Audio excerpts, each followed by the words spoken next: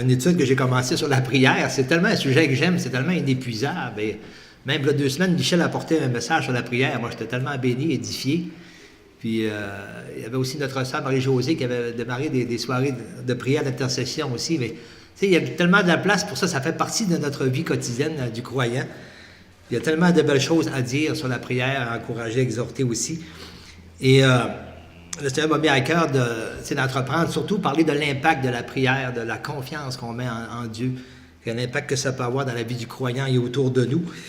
Et il y a tellement de belles choses, je ne sais pas comment ça va prendre de temps à passer à travers ça. Je vais sûrement mettre un an là-dessus, au-dessus, tellement qu'il vient des choses à l'idée. La parole de Dieu est remplie d'exemples pour nous édifier, pour nous encourager, pour nous diriger sur ce sens-là. Alors, je vais faire un petit retour sur la dernière fois que je suis venu, c'était sur Daniel. Alors, j'ai vu encore beaucoup de choses à dire sur Daniel et je vais continuer encore ce matin un petit peu. Alors, je vais faire un petit retour quand même de quelques mots que j'ai apportés sur la conclusion, le dernier message que j'ai apporté là-dessus. Alors, Daniel était un homme qui était résolu dans sa foi. C'est un homme résolu, c'était saisissant de voir cela. Il avait une foi vraiment ferme en Dieu, une foi ferme. C'est quoi il y a un autre mot aussi, un synonyme qu'on voit dans la parole de Dieu sur la confiance, une confiance qui est inébranlable. Inébranlable, c'est quelque chose, c'est inébranlable. C'est solide.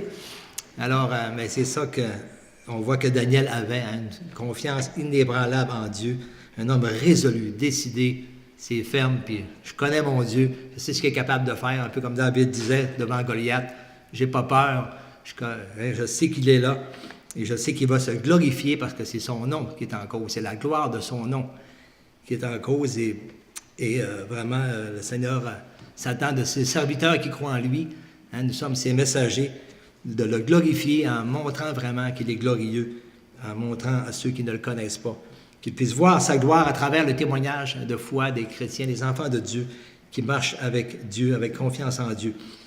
Et Dieu, il ne déçoit pas. Il n'y a personne qui, à cause de son nom, de sa foi en Dieu, va manifester sa fermeté, bien que le Seigneur va le mettre dans la confusion. Non, au contraire, le Seigneur va aussi venir à son secours s'il est dans la difficulté, et il va se glorifier à travers son témoignage aussi. Alors, c'était aussi... on voit que Daniel était fidèle dans les moindres choses, dans les petites choses, là où souvent, nous, on est dans des situations des fois difficiles, puis on va céder des fois à la peur, à la panique, à l'épouvante, on va céder à la pression, aux tensions des fois, mais on voit que Daniel, il ne faisait pas aucun compromis. C'est des petites choses, mais souvent des petites choses dans des situations difficiles où on sait qu'il était en captivité, et dans des personnes, par un roi qui lui-même n'avait aucune crainte de Dieu, de l'Éternel comme cela, il ne le connaissait pas. Et puis la vie ne tenait qu'à un fil aussi dans cette époque-là, comme à plusieurs places dans le monde aussi, c'est encore souvent comme ça.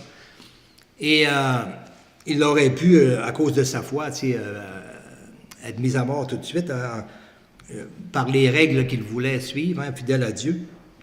Mais il a été fidèle dans les petites choses, dans les moindres choses. Et comme le Seigneur dit, si on n'est pas fidèle dans les petites, le Seigneur ne peut pas en confier des plus grandes. Alors, il faut commencer justement dans les petites choses. Et Daniel l'était. Et le Seigneur lui a confié des choses plus importantes aussi après. Alors, c'était un homme aussi de la même nature que nous. Alors, il n'était pas surnaturel, Daniel, là. Et c'est sûr que Dieu a un plan spécifique pour chacun de nous. Il ne faut pas essayer d'imiter le plan des autres, là, pour les autres. Mais les principes de Dieu sont toujours les mêmes. On est tous des personnes, tous les serviteurs de Dieu dans la parole de Dieu sont tous de la même nature que nous. Il n'y en a pas qui sont supérieurs à nous, on est tous de la même nature. C'est Dieu qui est surnaturel, c'est l'œuvre de son Saint-Esprit. Et nous, ce qui nous demande, c'est d'être fidèles à lui, de lui faire confiance, peu importe l'époque, des temps, des saisons, des années, des pays, des nations, des situations, de lui faire confiance. Et alors, c'était un homme de la même nature que nous, mais nous avons quand même des avantages sur lui parce que nous, on a toute la révélation, la parole de Dieu. Là, lui, il avait les premiers livres un peu mais il n'y avait pas toute la Bible au complet. Et on est béni de tout avoir ça. On a aussi la nouvelle naissance par l'action de Jésus dans nos vies.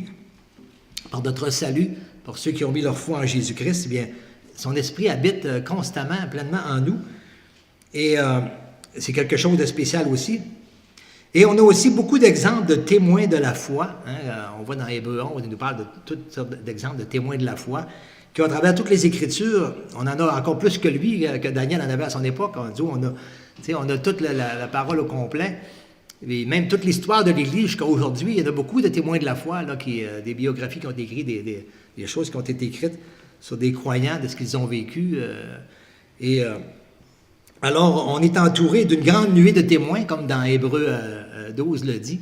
Hein, et il nous dit, étant donc entouré d'une si grande nuée de témoins, là, ça nous dit, rejetons tout fardeau qui nous enveloppe si facilement, puis courons vers la carrière qui nous est ouverte, hein, les regards sur Jésus. On a tellement de... Tu sais, avec tous ces témoignages-là, là, on devrait courir. Et moi, quand je lis ce verset-là, je pense à une image, qu'on voulait donner l'image, ça va sûrement vous rester parce qu'elle est assez frappante. Mais je pense à Forrest Gump. Je ne sais pas si vous avez déjà écouté Forrest Gump. Et puis, Forrest Gump avait un handicap, hein, quand il était tout petit garçon dans ses jambes, il ne pouvait pas courir. Il y avait des attelles là, pour le tenir, puis s'il n'y avait pas ça, il tombait. Puis à un moment donné, bien, il marchait toujours la tête baissée, tout cela, puis il avait de la misère. Il aurait aimé courir, mais il n'était pas capable. Puis à un moment donné, dans une situation tragique, là, il fallait vraiment qu'il se passe quelque chose. Puis la petite fille, son amie de petite fille, elle a crié, elle a dit « Cours, Forrest, cours! » Puis là, finalement, il a pris son courage, il s'est levé le regard vers l'avant, puis il s'est mis à courir tranquillement pour vite. Puis là, son fardeau est tombé, ses attelles, tout ça, ça a tout tombé. Puis là, il s'est mis à courir. Il n'a pas arrêté. Et bien sûr, c'est un roman. Mais c'est mignon, j'ai bien aimé, mais la parole de Dieu, elle n'est pas un roman. Et c'est vrai, la parole de Dieu. Et nous aussi, on est souvent aussi à empêcher de courir par un fardeau, hein, comme ça dit dans Hébreux 11.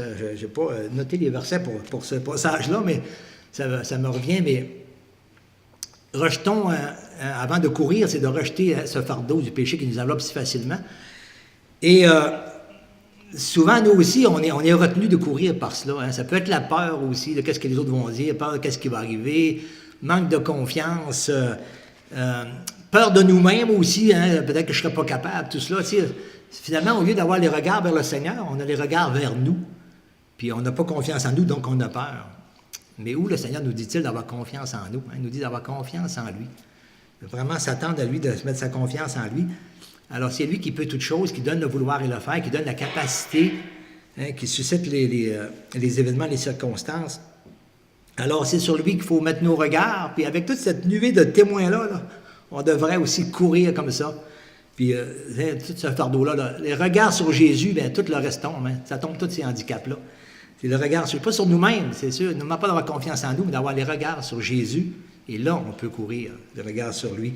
Dans la carrière qui nous est ouverte, hein, pas de ce qu'on décide de faire, mais il faut voir ce que le Seigneur a pour nous. On n'a pas tous le même... Dieu a préparé des œuvres différentes pour chacun de nous. C'est à nous vraiment de le découvrir aussi. Et au sein de l'Église locale, eh bien, c'est là que ça se découvre aussi, avec l'aide des uns et des autres, selon les besoins que Dieu présente aussi, selon nos capacités qu'il nous a données. Mais le Seigneur donne, hein, il pourvoit de ce qu'on a besoin. Et... Alors, on a tellement, hein, de ces témoignages devant nous aujourd'hui, on devrait, à plus forte raison, là, courir vraiment dans ce qui nous est ouvert, les yeux sur le Seigneur, tellement qu'on a des témoignages de foi pour nous raffermir, pour nous encourager.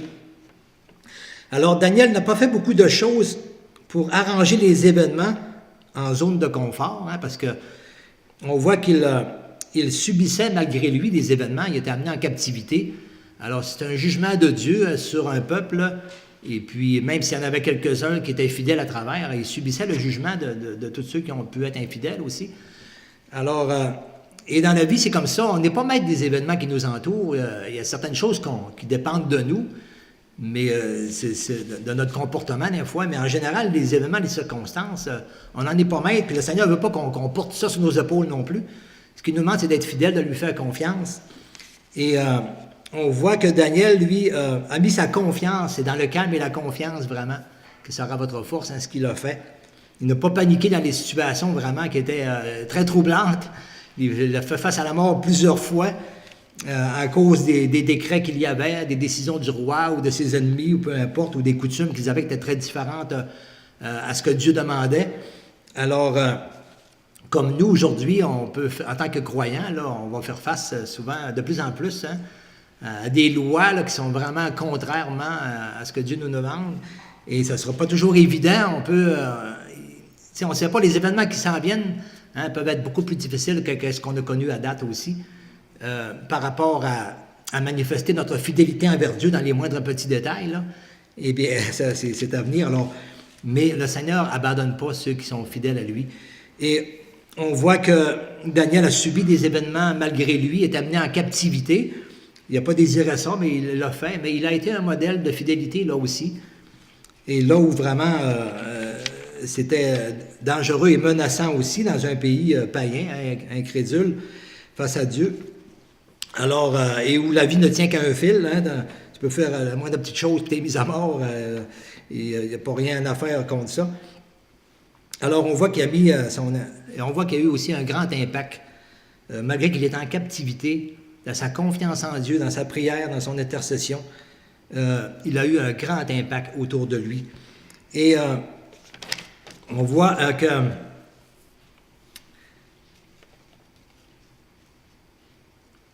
on voit dans Daniel 2, on va aller voir des exemples encore dans Daniel. Il y a un verset que je n'ai pas cité pour ce matin, mais je le dis tout de suite. On voit qu'il était vraiment résolu dans sa confiance en Dieu. Et il était aussi un modèle pour ses compagnons de captivité. Il était aussi alors, il y a eu d'abord un impact aussi sur ses amis, dont il était vraiment un leader. On le voit dans Daniel 2, le verset 17 et 18.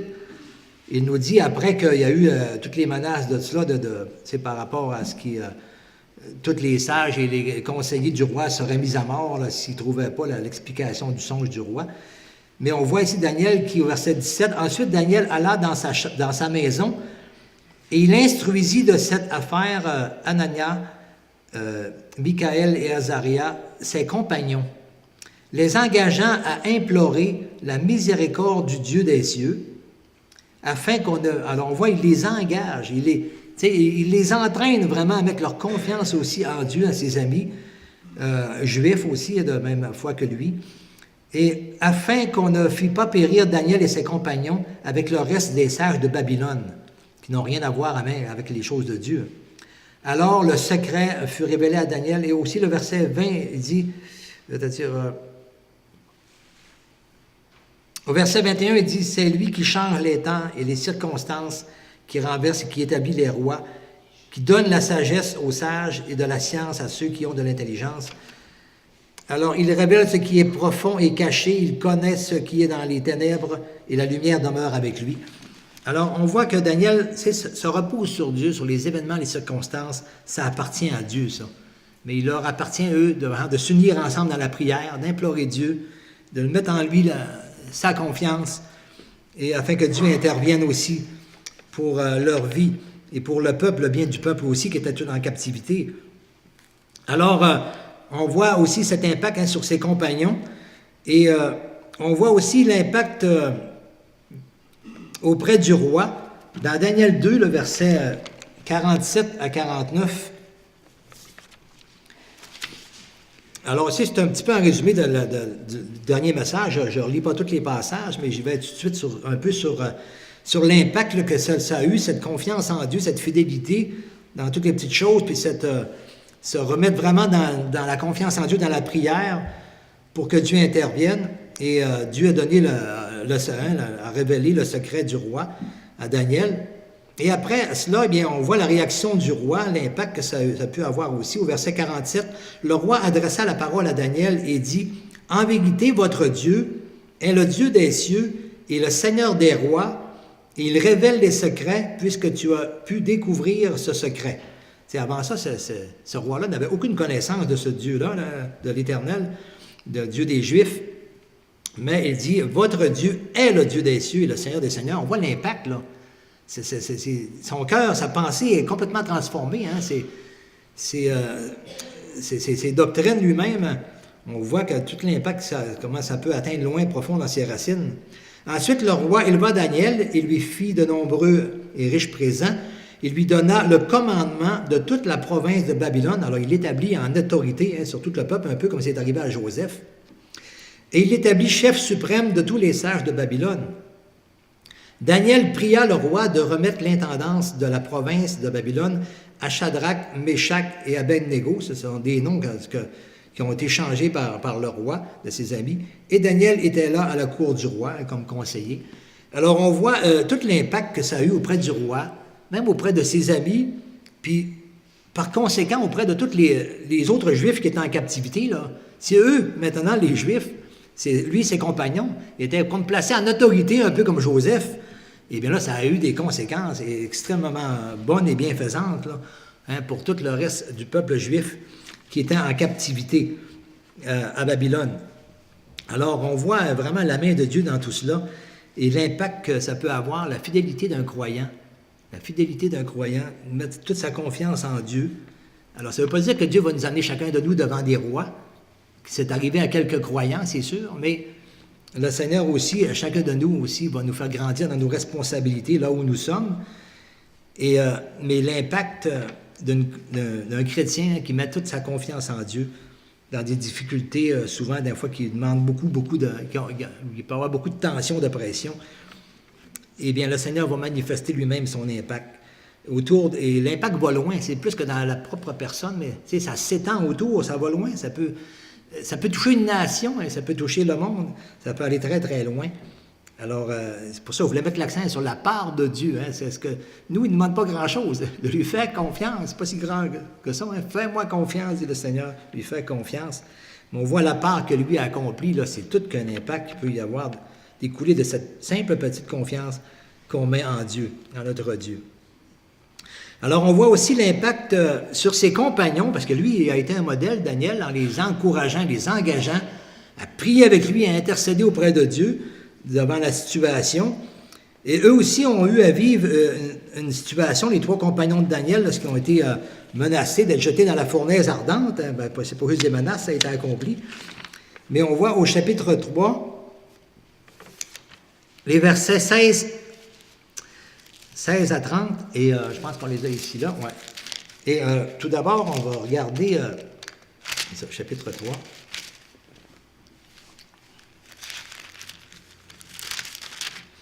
On voit tout de suite la réaction, alors après qu'il y a eu le décret et tout cela, et puis qu'ils n'ont pas voulu adorer la statue que le roi avait faite, tout cela. On voit au verset 16, « Shadrach, Meshach et Abednego répliquèrent au roi Nebuchadnezzar, « Nous n'avons pas besoin de te répondre là-dessus. Voici, notre Dieu que nous servons peut nous délivrer de la fournaise ardente et il nous délivrera de ta main au roi. » On voit tout de suite ici, ils n'ont pas dit, nous, on n'est pas Daniel, Daniel, c'est Daniel, Daniel, c'est normal, mais nous, ça n'arrivera pas à nous, ça. Non, mais on voit tout de suite l'impact du témoignage de Daniel, un homme résolu dans sa foi, sur ses compagnons, et ses compagnons ont eu à vivre une situation semblable à lui aussi. Et on voit qu'ils suivent ce modèle-là aussi, mettent leur confiance à Dieu, ils sont raffermis par le témoignage. Et il n'y avait pas de nuée de témoins comme on a, mais ils avaient en tout cas ce témoignage-là, et souvent d'autres qui ont passé avant aussi, au sujet d'Abraham et ceux qui étaient avant aussi. Mais c'est ça, ils sont pleins de confiance en Dieu, et qui peut les délivrer, mais il dit sinon, même si le Seigneur déciderait que c'est fini, on finit là, Dieu peut le décider aussi, mais même là, au roi, que nous ne servirons pas tes dieux, et que nous n'adorerons pas la statue d'or que tu as élevée. On ne peut pas faire ça parce que notre Dieu, c'est lui qui est le Dieu des cieux. Il nous demande de ne pas faire des choses comme ça, de ne pas adorer des statues. Dieu n'est pas semblable à de l'or, de l'argent, des choses qu'on peut construire. Mais Dieu est vivant, il est dans les cieux. Et il est en esprit, on doit l'adorer tel qu'il est. Et ne pas se courber devant des objets fabriqués dans la main d'homme. Alors, ils ont été fermes là-dessus. Et on voit que sur quoi le roi Nebuchadnezzar fut rempli de fureur, au verset 19. Il changea de visage en tournant ses regards contre Shadrach, Meshach et Abednego. Il reprit la parole et ordonna de chauffer la fournaise 7 fois plus qu'il ne convenait de la chauffer. Alors c'était comme un puits, là, plein de bois et on brûlait, je ne sais pas s'ils mettaient de l'huile à travers, peu importe, mais ça chauffait. Puis il commanda à quelques-uns des plus vigoureux soldats de son armée de lier Shadrach, Meshach et Abednego et de les jeter dans la fournaise ardente. Ces hommes furent liés avec leurs caleçons, leurs tuniques, leurs manteaux et leurs autres vêtements et jetés au milieu de la fournaise ardente. Comme l'ordre du roi était sévère et que la fournaise était extraordinairement chauffée, la flamme tua les hommes qui avaient jeté alors les trois compagnons de Daniel. Et ces trois hommes, Shadrach, Meshach et Abednego, tombèrent liés au milieu de la fournaise ardente. Alors Dieu n'a pas empêché que ça se fasse, mais alors le roi Nebuchadnezzar fut effrayé et se leva précipitamment et il prit la parole et il dit à ses conseillers, « N'avons-nous pas jeté au milieu du feu trois hommes liés? » Ils répondirent au roi, « Certainement au roi. » Il reprit et dit, « Eh bien, je vois 4 hommes sans lien qui marchent au milieu du feu et qui n'ont point de mal. Et la figure du 4e ressemble à celle d'un fils des dieux. » On voit qu'ils étaient accompagnés du Seigneur lui-même. Ensuite, Nebuchadnezzar s'approcha de l'entrée de la fournaise ardente et prenant la parole, il dit, « Shadrach, Meshach et Abednego, serviteurs du Dieu suprême, sortez et venez. » Et ils sortirent du milieu du feu. Les satrapes, les intendants, les gouverneurs, les conseillers du roi s'assemblèrent et virent que le feu n'avait aucun pouvoir sur leur corps de ces hommes et que leurs cheveux de leur tête n'avaient même pas été brûlés, que leurs caleçons n'étaient même pas endommagés et que l'odeur du feu ne les avait même pas atteints. Extraordinaire, hein? Et ici, c'est ce que j'aimerais montrer aussi, là, l'impact maintenant sur le roi et sur tous ces personnages-là. Nebuchadnezzar prit la parole et dit, « Béni soit le Dieu de Shadrach, de Meshach et Abednego, lequel a envoyé son ange et délivré ses serviteurs qui ont eu confiance en lui et qui ont violé l'ordre du roi et livré leur corps plutôt que de servir et d'adorer aucun autre Dieu que leur Dieu. » Alors, il était vraiment émerveillé de cela, le roi. Et voici maintenant l'ordre. Alors là, on voit l'impact, comment ça va aller loin, hein, de la confiance en Dieu qu'on peut lui mettre. Voici maintenant l'ordre que je donne. Tout homme à quelque peuple, nation ou langue qui parlera mal du Dieu de Shadrach, de Meshach et d'Abednego sera mis en pièces et sa maison sera réduite en un tas d'immondice, parce qu'il n'y a aucun autre Dieu qui puisse délivrer comme lui. Et après cela, le roi fit prospérer Shadrach, Meshach et Abednego dans la province de Babylone. Alors, on voit l'impact, simplement, qu'est-ce qu'ils ont fait, ces personnages-là? Sinon que de dire, non, nous autres, on n'adorera pas cette statue d'or-là. Dieu ne veut pas. Même au risque de mourir. Et ils ont simplement été fidèles, ils ont simplement témoigner de leur foi au roi dans la situation, pourquoi qu'ils n'obéissaient pas. Ce n'est pas parce qu'ils ne respectent pas le roi, mais ils disent, on ne peut pas faire ça, parce que là, ça contrevient.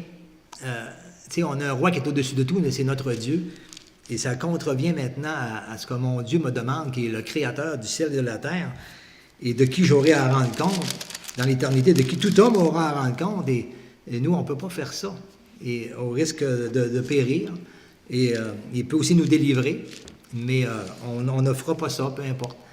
Et c'est simplement ça qu'ils ont fait, mais leur confiance. Mais c'est pas évident, là, parce que quand tu es menacé de mort, mais on voit tout l'impact que ça a eu, là. C'est extraordinaire.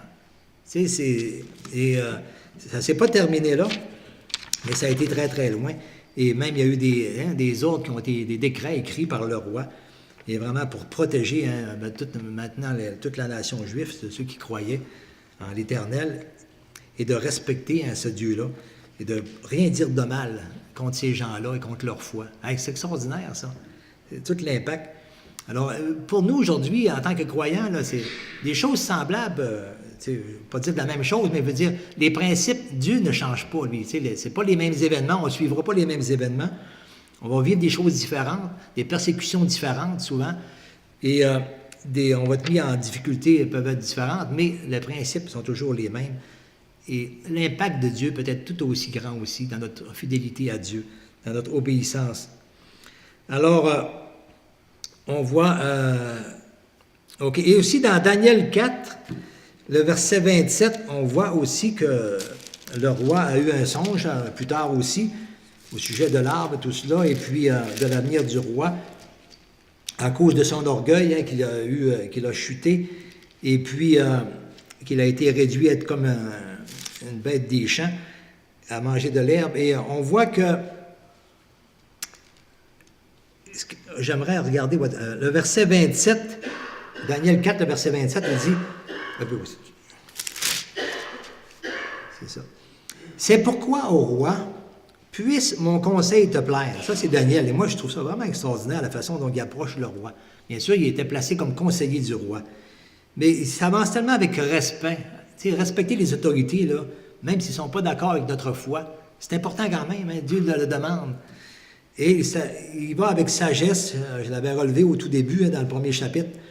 Et encore là, il dit, c'est pourquoi, ô roi, hein, c'est toi qui domines, c'est toi. Mais puisse mon conseil te plaire, mets un terme à tes péchés en pratiquant la justice et à tes iniquités en usant de compassion envers les malheureux, et ton bonheur pourra se prolonger. C'est quelque chose, parce que là, il avait été averti par rapport au songe de ce qui pouvait y arriver. Mais on voit qu'il est placé là comme conseiller, mais il va avec douceur, avec respect. Mais il l'exhorte à la repentance. Hein? Mets un terme à tes péchés, c'est changer de conduite, c'est ça. Hein, par rapport à... Parce que c'est mal aux yeux de Dieu, c'est comme de révéler la justice de Dieu, la sainteté de Dieu, ce que Dieu demande comme exigence. Et il faut que ton comportement change. Et il ose vraiment le faire, le dire au roi, c'est quelque chose. Parce que le Seigneur pourrait intervenir, empêcher ces événements-là, si on se repent de qu'est-ce qu'on devait faire de mal, eh bien, le jugement qui peut être à ce moment-là annulé. Mais on voit que plus tard, quelques mois plus tard, bien, le roi s'est vraiment pris en orgueil tout cela, et puis il est arrivé ce qui était annoncé, mais je voudrais surtout mettre l'exemple sur l'impact que ça a eu après cela. À partir du verset 34, on voit maintenant, après que le roi est revenu du temps qu'il s'est écoulé, là, où il était venu comme un animal dans les champs. Après le temps marqué, moi, Nebuchadnezzar, je levai les yeux vers le ciel, et la raison me revint, parce qu'il avait perdu toute raison. J'ai béni le Très-Haut, j'ai loué et glorifié celui qui vit éternellement, celui dont la domination est une domination éternelle, et dont le règne subsiste de génération en génération. Tous les habitants de la terre ne sont à ses yeux que néant. Il agit comme il lui plaît, avec l'armée des cieux et avec les habitants de la terre. Il n'y a personne qui résiste à sa main et qui lui dise « Que fais-tu » En ce temps, la raison me revint, la gloire de mon royaume, ma magnificence et ma splendeur me furent rendues. Mes conseillers et mes grands me redemandèrent. Je fus rétabli dans mon royaume et ma puissance ne fit que s'accroître. Maintenant, moi, Nebuchadnezzar, je loue, j'exalte et je glorifie le roi des cieux, dont toutes les œuvres sont vraies et ses voies justes, et qui peut abaisser ceux qui marchent avec orgueil. Alors, c'est tout qu'un impact, ça. Et, tu sais, seulement par la simple obéissance d'un croyant qui met sa confiance en Dieu. Et on voit que c'est Dieu qui gère les événements. Et tout ce qui est arrivé, les songes et les événements et tout l'accomplissement de tout cela. C'est Dieu qui gère tout cela. Mais nous, il nous demande simplement d'être fidèles, de ne pas paniquer, de ne pas s'épouvanter, de ne pas avoir peur et de rester dans le calme et la confiance. Et on voit, c'est tout qu'un impact où ça peut aller. Alors maintenant, OK.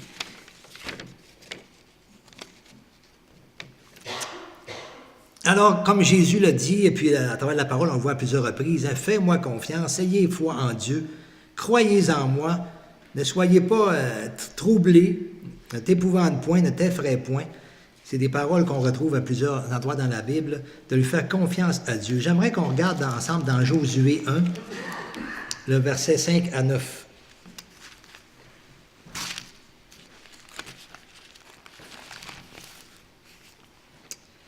Ça, c'est des passages qu'on cite souvent aussi.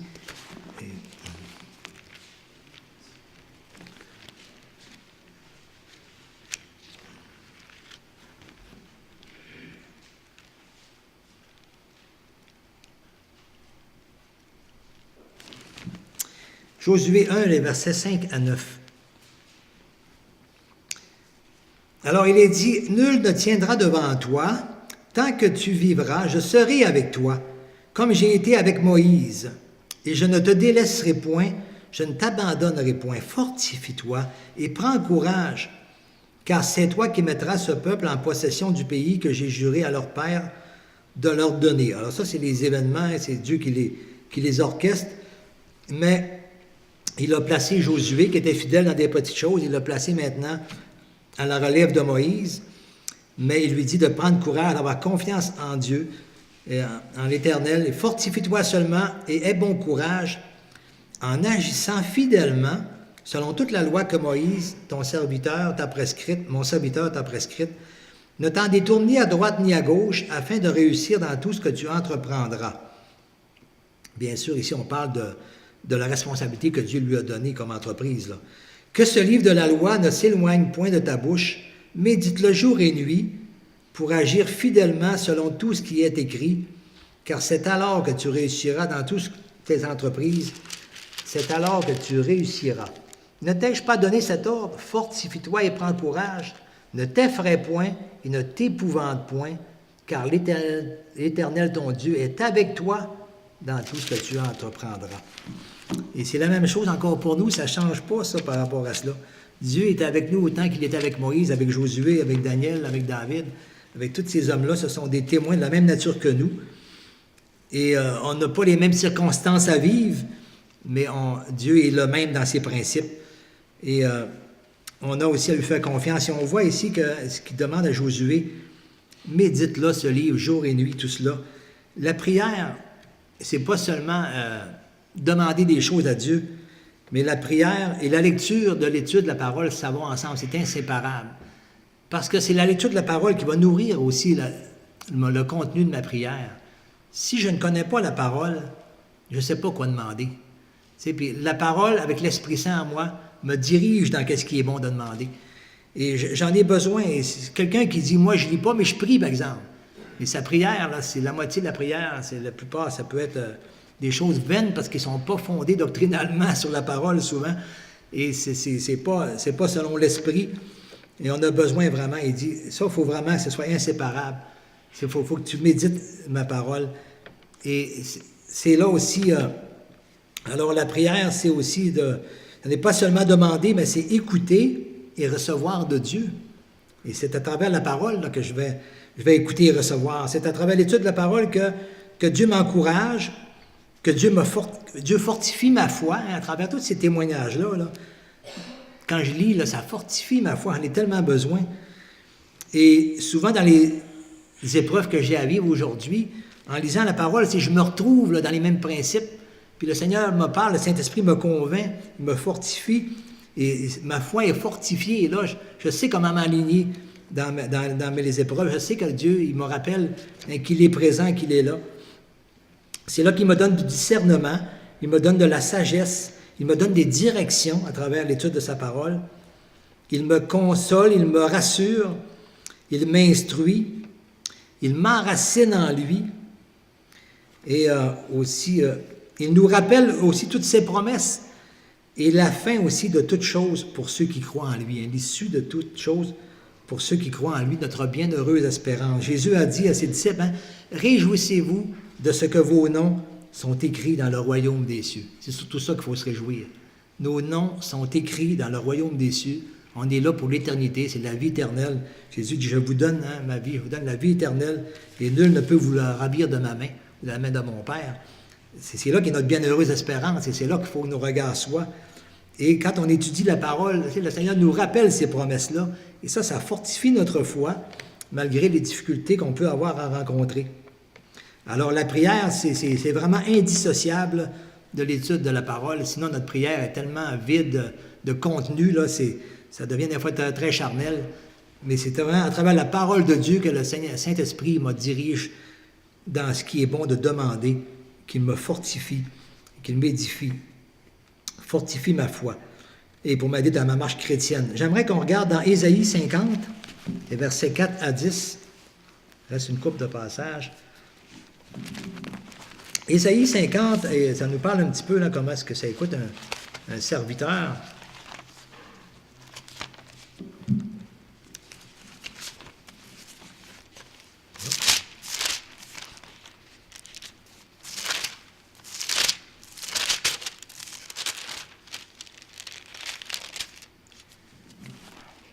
Ici, le titre, c'est marqué « Le serviteur de l'Éternel, outragé et secouru ». Il ne faut pas oublier ça, parce qu'en tant que serviteur de Dieu, là, souvent, on va vivre l'outrage. Surtout lorsqu'on est des témoins autour de nous, dans un milieu, un monde tellement incroyant et rebelle envers Dieu. L'outrage va faire partie de servir Dieu. Mais le Seigneur secourt son serviteur, qui est fidèle aussi. Alors, le Seigneur l'Éternel m'a donné une langue exercée pour que je sache soutenir par la parole celui qui est abattu. Alors, pour soutenir celui qui est abattu, ben moi aussi, il faut que je sois d'abord fortifié, raffermi, enraciné dans ma confiance en Dieu. Il éveille chaque matin, il éveille mon oreille pour que j'écoute comme écoutent des disciples. Comment ça écoute des disciples? Hein, des disciples, c'est comme une éponge, hein, ça absorbe. Après ça, ça applique ce qui est demandé. Ma fille, hier, Anne, elle était à Drummondville, puis il y avait un déjeuner de l'espoir, eux aussi. Puis elle nous a rappelé hier soir, tout excitée de ce qui s'est passé, parce que elle a invité une personne avec qui elle travaille à venir, puis tu sais, elle n'avait pas eu l'occasion de parler à cette personne du tout. Mais là, c'est elle que, sur l'heure du midi, elle voyait quand Anne ouvrait sa Bible, souvent, elle lisait la Bible, ça elle le savait, mais Anne ne pouvait pas être avertie de ne pas trop discuter de ces choses-là. Là. Mais à un moment donné, elle lui confie qu'elle avait un problème, tout ça, puis Anne a dit, tiens, j'ai un déjeuner de l'espoir, samedi, viendrais-tu? Elle dit, ben oui, tout de suite, elle a dit oui, et ma fille n'en revenait pas, comment est-ce que, tu sais, quand des fois on dit le fruit est mûr, là, et la personne est venue au déjeuner de l'espoir, puis Anne, ça lui faisait peur un petit peu, parce que c'est lui qui donnait son témoignage. Il avait une réputation de quelqu'un qui tourne autour du pot, il ne sait pas ce qui s'en va, puis c'est compliqué, puis tu sais, il a souvent une tendance que c'est long, puis tu sais, il manque un peu d'ordre dans sa façon de s'exprimer. Mais elle dit, papa a dit, maman, c'est extraordinaire. Je n'avais jamais vu ça, c'était... Et puis, la personne qu'elle a amenée, elle dit, c'était comme une éponge. Elle absorbait tellement tout ce qui était dit, là, elle était émerveillée, parce que ça fitait exactement de ce qu'elle vivait. Puis elle avait dit à Anne, Nicolas, là, elle a une maladie qui peut-être va l'amener vers la mort aussi. Elle ne sait pas comment est-ce qu'elle a notre temps à vivre. Mais elle parlait de ces anges de lumière autour d'elle, puis elle est beaucoup dans l'exotérisme, ces affaires de même-là. Là, Anne, c'est pas un domaine qu'elle connaît, elle ne savait pas trop comment intervenir là-dedans. Mais elle l'a invitée à déjeuner l'espoir, c'est tout ce qu'elle a fait. Elle a dit, oui, j'y vais.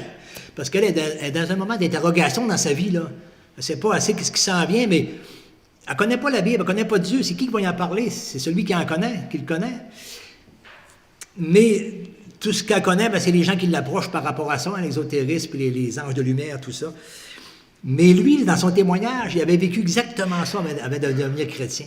Et là, il raconte tout ça, comment est-ce qu'il a été impliqué dans ces affaires-là, puis toutes les conséquences. Puis, en tout cas, elle dit, maman, elle dit, papa, c'était extraordinaire, là. C'était exactement ce qu'elle avait besoin, puis elle absorbait ça. Puis après le déjeuner de l'espoir, le témoignage, elle allait le voir, puis elle demandait un rendez-vous, puis elle veut vraiment, là, en tout cas, elle dit, je viens au prochain déjeuner. Eux autres, ils ont cédulé 10 déjeuners d'affilée.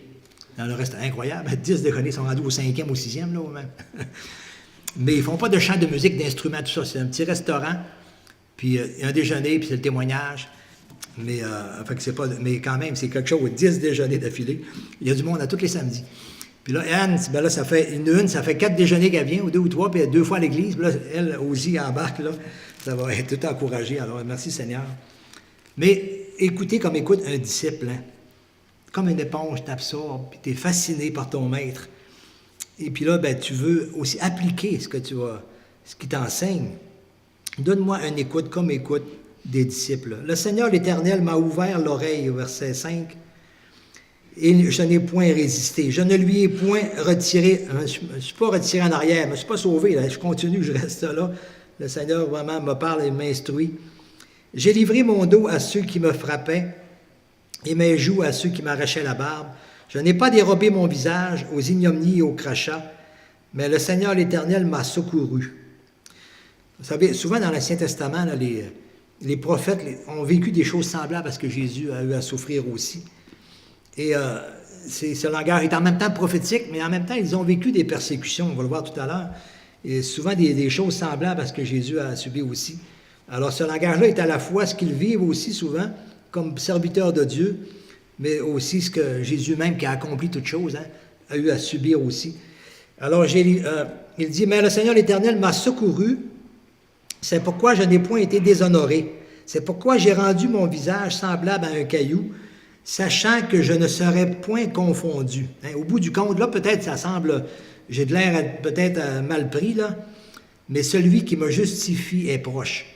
Tu sais, des fois, on ne le voit pas encore, le Seigneur. Hein? On est dans la situation vraiment où ça ne va pas bien, mais c'est là qu'il faut que j'aie confiance à Dieu. Parce que je sais qu'il est là. Il est proche. On ne le voit pas. Vous ne le voyez pas encore là, en action, là, mais je sais qu'il va intervenir. Qui disputera contre moi? Comparaissons ensemble. Qui est mon adversaire? Qu'il s'avance vers moi. Voici le Seigneur l'Éternel me secourra. Qui me condamnera?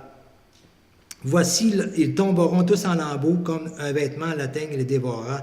Quiconque parmi vous craint l'Éternel, qu'il écoute la voix de son serviteur. Quiconque marche dans l'obscurité et manque de lumière, qu'il se confie dans le nom de l'Éternel et qu'il s'appuie sur son Dieu. Qu'il se confie, c'est ça la prière, hein? Se confier dans le nom de l'Éternel et s'appuyer sur Dieu. C'est venir dans la présence de Dieu pour s'appuyer sur lui, pour le connaître davantage et pour qu'il nous fortifie. Et là, le Seigneur nous dirige hein, dans ce qu'il est bon de demander. Alors, écoutez comme écoute des disciples. On voit aussi, j'aimerais qu'on lise dans Matthieu 23, les versets 30 à 37, Jésus parle hein, justement des prophètes qui ont été avant lui, qui eux aussi ont été persécutés. Et je mentionne cela parce que on ne sait pas qu'est-ce qui nous attend. On peut avoir à vivre des situations beaucoup difficiles au niveau de la persécution. On n'a pas trop connu ça à date dans l'époque où on est ici au Québec. Il y en a dans le monde qui connaissent de grandes persécutions actuellement. Il y a des églises qui sont même brûlées, attaquées, il y en a qui sont assassinés. Alors c'est quelque chose. Là. Ça se vit dans le monde aussi, des choses semblables aussi. Et Matthieu 23...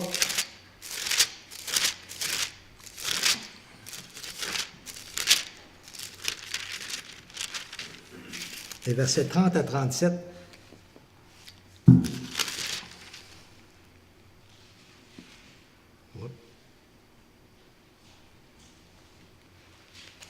pense que je n'ai pas le bon passage. Matthieu 23.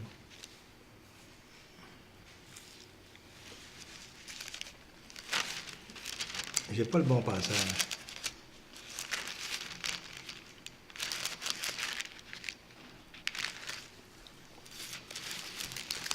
J'ai fait une erreur, mais c'est peut-être, je ne sais pas si c'est dans Marc ou en tout cas, je n'ai pas le bon passage, mais c'est Jésus, en tout cas, qui mentionne, qui parle, il fait des reproches aussi aux pharisiens, tout cela, puis il leur reproche comment est-ce qu'ils ont été aussi avec leur père aussi, n'ont pas été mis aussi avec les prophètes qui ont été avant lui, qu'ils ont persécuté aussi, auxquels des prophètes n'avez-vous pas mis à mort aussi. Alors, on voit qu'ils ont subi aussi ces mêmes choses, ceux qui ont été avant Jésus. Et il n'est pas étonnant bien, aussi, que Jésus aussi vive les mêmes choses aussi. Ils ont toujours eu le coup raide hein, par rapport à ceux qui ont passé avant. Dieu a envoyé ses serviteurs, il dit combien de fois n'avez pas voulu vous rassembler, comme une poule rassemble ses poussins, mais vous n'avez pas écouté. Et ils ont redit leur coup et ils étaient comme cela. Hein. Dans l'Ancien Testament aussi, Jésus parle que c'est lui aussi qui a envoyé les serviteurs, les prophètes, et ils les ont persécutés, ils les ont tués aussi. Alors, dans 1 Pierre, chapitre 4, j'aimerais qu'on aille ensemble. 1 Pierre.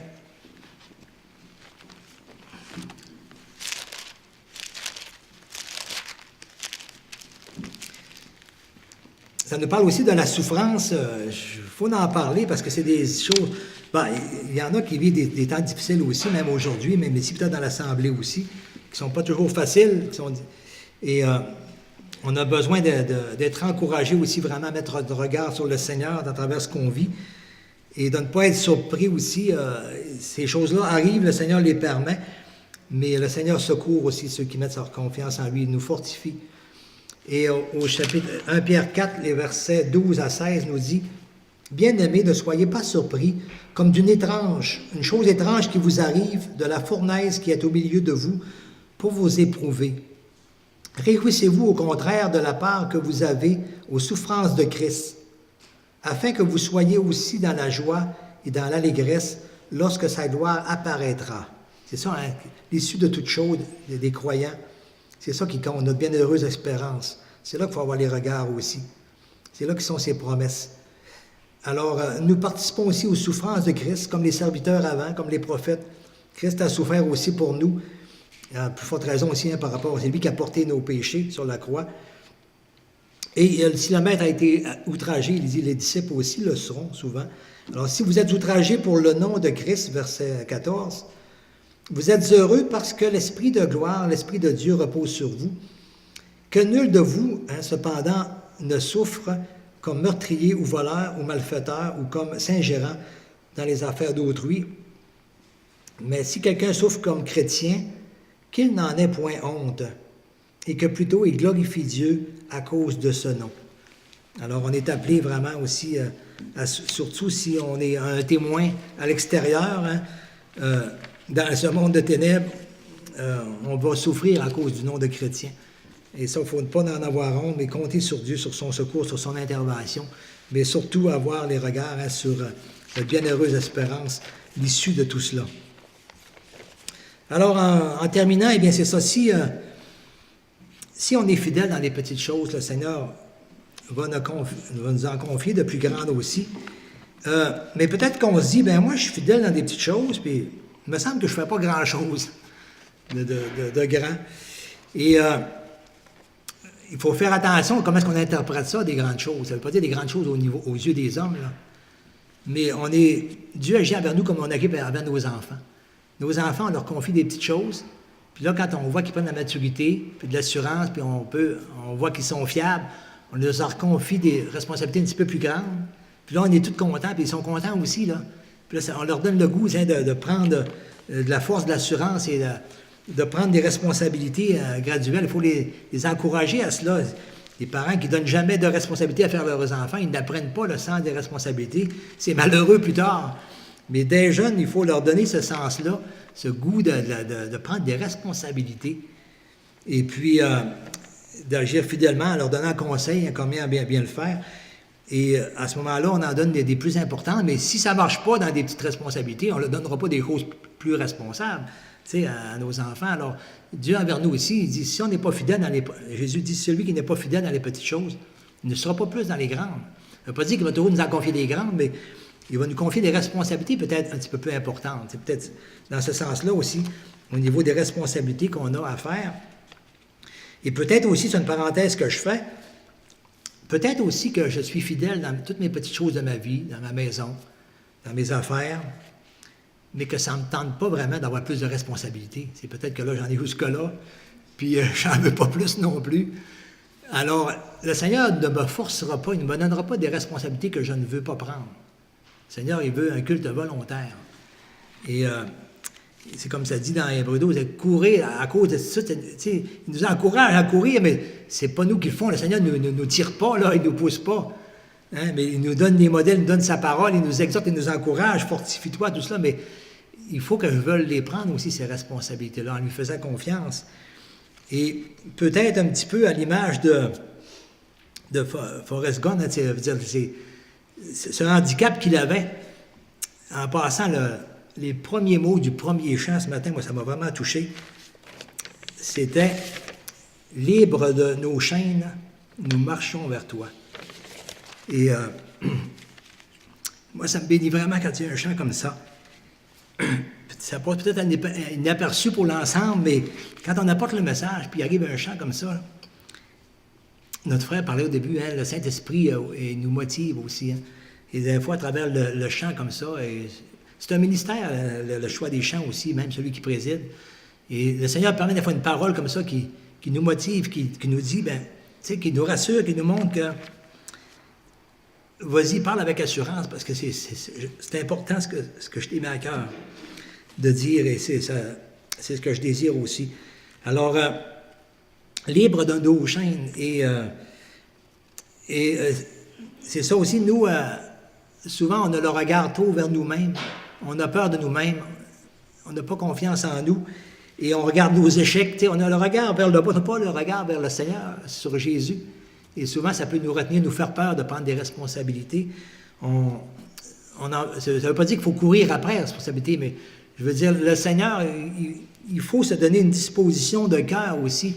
Jésus dit, cherchez premièrement le royaume de Dieu. Quelles sont mes préoccupations?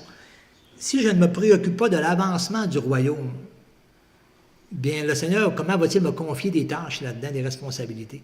Si je ne m'en préoccupe pas, si je me préoccupe seulement de ma vie personnelle à moi, de mes petites affaires, je peux être fidèle dans tout ça aussi, là. Mais si je ne me préoccupe pas de l'avancement du royaume, je dis, bon, ça sera pour d'autres, bien, le Seigneur ne me confiera pas dans ce sens-là plus, là.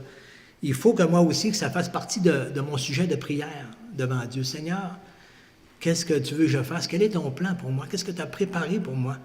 Peut-être plus que ça, pour moi, de responsabilité. Y a-t-il des choses que tu voudrais que je peux contribuer par la grâce que tu me fais à l'avancement de ton royaume? Est-ce que ça fait partie de ma prière envers Dieu, ça? Comme notre frère le disait la semaine passée, là, 2 semaines, est-ce qu'on prie vraiment pour le salut des perdus qui nous entourent? Est-ce qu'on est préoccupé par ça? Ou est-ce qu'on est préoccupé seulement par ce qu'on vit personnellement dans notre maison? Alors, c'est une chose aussi, le Seigneur ne nous donnera pas ça de force, mais là aussi, est-ce que je suis préoccupé par l'avancement du royaume de Dieu? Est-ce que ça fait partie de ma prière aussi, de ma recherche? Et on voit que Daniel et ses serviteurs-là, bien, ça faisait partie, il voulait que Dieu manifeste sa gloire. Il le voulait, comme David, il voulait que Dieu manifeste sa gloire.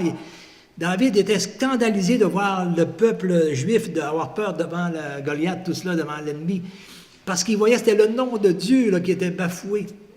Et alors, il aurait pu dire, ben moi, je reste avec mes petits moutons là-bas, tout ça, là, mais non, mais hey, c'est quelque chose, là. Hey, l'avancement du royaume de Dieu, c'est ben trop grand, c'est tellement un grand Dieu extraordinaire. Il faut que les gens le sachent, il faut qu'ils l'apprennent. Mais comment vont-ils le savoir et l'apprendre si ce n'est pas qu'à travers le témoignage des chrétiens qui demandent à Dieu d'être des témoins parmi ce monde de ténèbres aussi? Alors, on est parmi un monde de ténèbres. Comment qu'on réagit nous-mêmes? Un dernier verset, Ésaïe 26, les versets 3 et 4. Je donne une petite définition aussi sur la prière.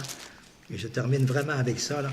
Ésaïe 26, les versets 3 et 4, et le verset aussi 9.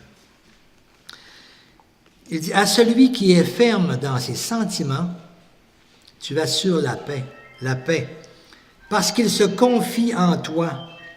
Confiez-vous en l'Éternel à perpétuité, car l'Éternel est le rocher des siècles. » C'est ça la prière, se confier en Dieu. C'est là qu'il assure la paix. Et au verset 9, il dit, « Mon âme te désire pendant la nuit. » C'est ça la prière aussi. « Mon âme te désire pendant la nuit. Et mon esprit te cherche au-dedans de moi. Car lorsque tes jugements s'exercent sur la terre, les habitants du monde apprennent la justice. » C'est ça qu'on a vu à travers Daniel. Dieu manifeste des jugements sur la terre pour que les hommes apprennent sa justice et qu'ils soient attirés à la repentance, qu'ils connaissent la justice de Dieu à travers aussi ses jugements. Alors mon âme te désire pendant la nuit et mon esprit te cherche au-dedans de moi. Amen. Prions. Merci Seigneur pour ta parole, Seigneur, et merci Seigneur, elle est si riche, Seigneur, et comme il est dit, nous sommes tellement entourés d'une si grande nuée de témoins de la foi qui ont marché avec toi avec fidélité, en te faisant confiance et qui ont tellement eu d'impact. Ta gloire a été répandue et connue. Ton nom a été glorifié autour. Seigneur, qu'il soit aussi parmi tes enfants, parmi ton Église ici, que nous en soyons conscients et responsables et redevables, Seigneur. Tu nous as appelés à être le sel de la terre et une lumière aussi. Alors, Seigneur, que tu puisses nous diriger, susciter en nos cœurs ce désir ardent de te servir, d'être utilisé par toi pour que ton nom soit glorifié. Amen. Merci.